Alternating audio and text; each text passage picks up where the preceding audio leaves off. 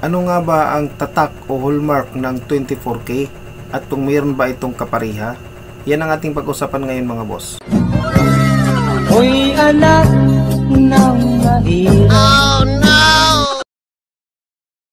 Sindakan lang yan eh. Ginagawa mo! Kala mo hindi kita papatulan ha?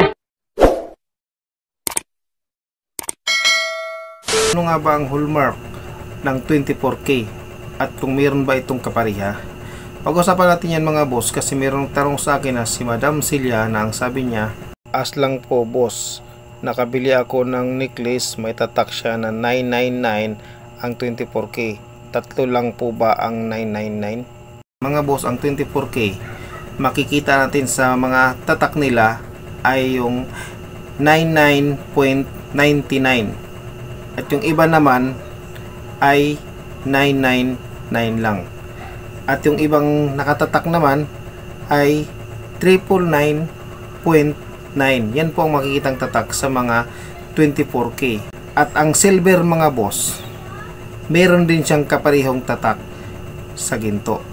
Ang silver na purong silver ay nagtatatak din ng 999. Pero ang purong ginto nagtatatak po ng 999.9 at yung iba naman 99.99 at yung iba makikita rin natin na tatlong 9 lang. Pero tandaan nyo mga boss, maging mapanuri pa rin kasi ang mga tatak na ganyan ay pwede po siyang gayahin lang at itatatak lang sa machine na to.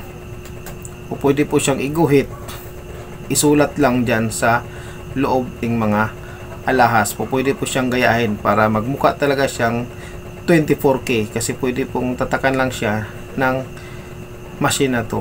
Pwede po siyang gayahin.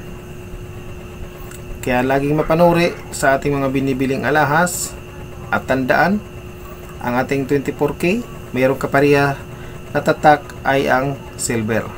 So sana nakatulong mga boss. Maraming salamat sa inyong panonood.